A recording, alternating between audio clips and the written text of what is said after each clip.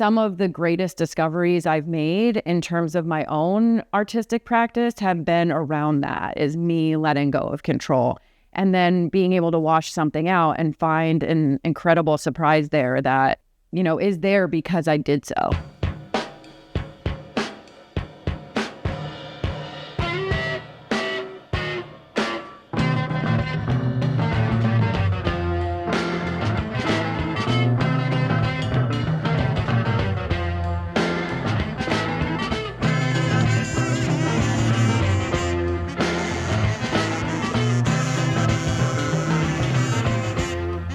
I'm Jenn Segro. I am also known as Dyer on the mountain. I have been a tie-dye artist for the last 5 years here in the Pocono Mountains of Pennsylvania. I kind of just pull up from the middle and then I'll refine it as I go. This isn't exactly circular, it's a little bit more oval. And then I start going around with this. So this stuff is called sinew. It's like a waxed string. I just kind of go around, usually like 4 to 6 times, and sometimes that happens.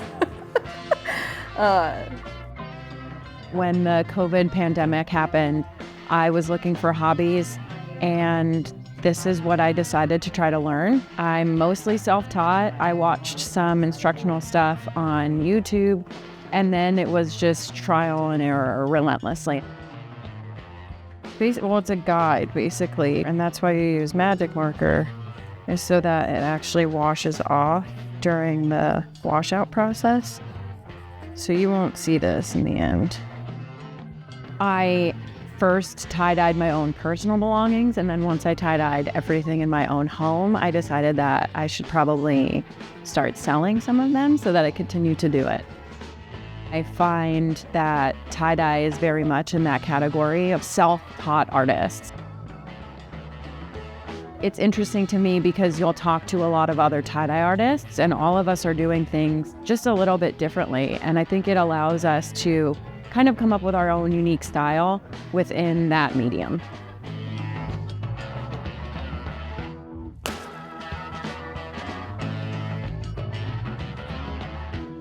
This is my studio space. It's taken me quite a few years to build up. When I first started doing this, I just had a couple bins that I would do this for fun. And then as it became more apparent that this would be an ongoing art form for me, I started to build up from there. So the first thing you have to do when you're dyeing is soak everything in what is known as soda ash. The soda ash actually activates the dye. I gotta wear stuff that doesn't show dye, so I'm always in all black.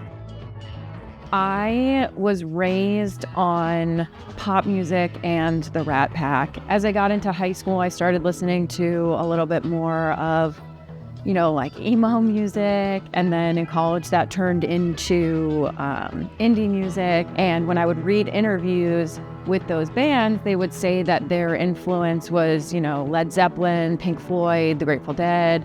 And I didn't know those bands. Right before I studied abroad in college, I decided to load up my LimeWire with all of this music from the 60s and 70s and work my way back to the millennium. And I first heard the song Eyes of the World by the Grateful Dead and was instantly hooked.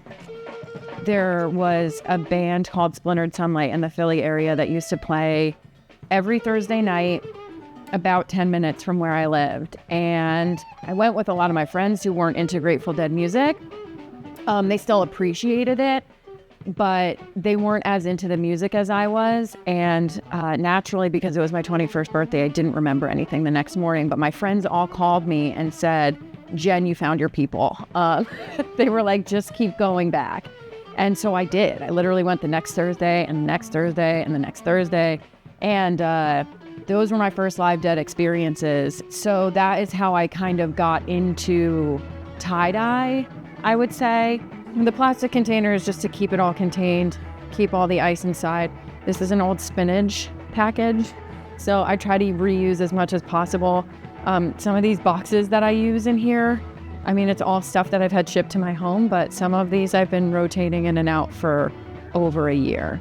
All right, so I'm gonna throw my mask on, which you have to do when you're ice dyeing, because you are working with the powder dye.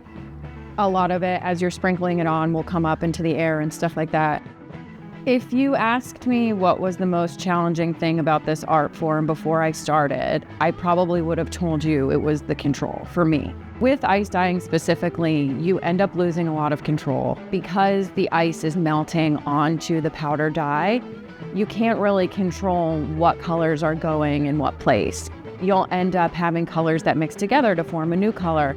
And so you don't really know what to expect. And for me, that's really good because in my day-to-day life, I'm actually pretty type A, perhaps even a little bit of a control freak at times. And getting into this art form was very therapeutic because I was able to challenge that part of myself and let go of a lot of the control.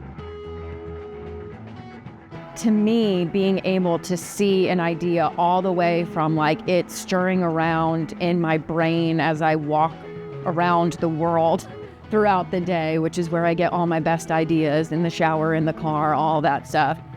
And then being able to bring it fully to fruition and then having somebody like it enough that they buy it, those are the pieces I am most proud of because it was such a labor of love. And oftentimes it's such a long process for me creatively that when I get to see the full journey of it, those are the pieces that I love the most, I think.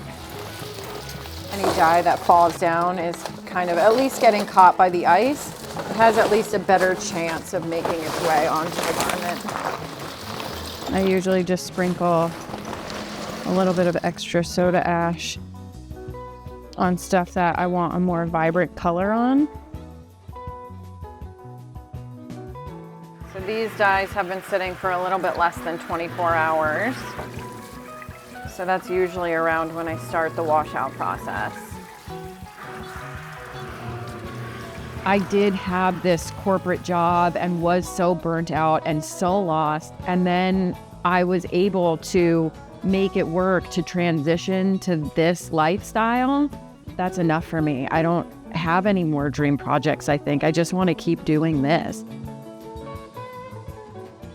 I really just enjoy making tie-dyes and then being able to take them to shows, vend at the shows, be able to pay for my ticket, and then have somebody wear my art. Like, that's enough for me. I am in shock every time someone buys one of my pieces, especially the ones that are kind of those end-to-end ideas I was talking about. You just have to put yourself out there. You just have to go. Like, you just have to show up. There's no rules. Nobody's in charge. You're not going to get answers usually from people. So you just kind of have to put yourself out there and show up and hope for the best. So this color, you're getting from one color dye. You're getting that blue, that green, that goldish color. That's all one dye. It's just the way the ice splits it. There's no guidebook to, your own art form, and there's no guidebook to putting your art out there into the world.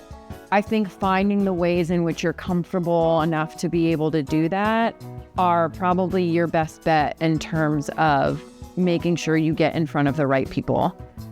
You're only going to find yourself in your own journey.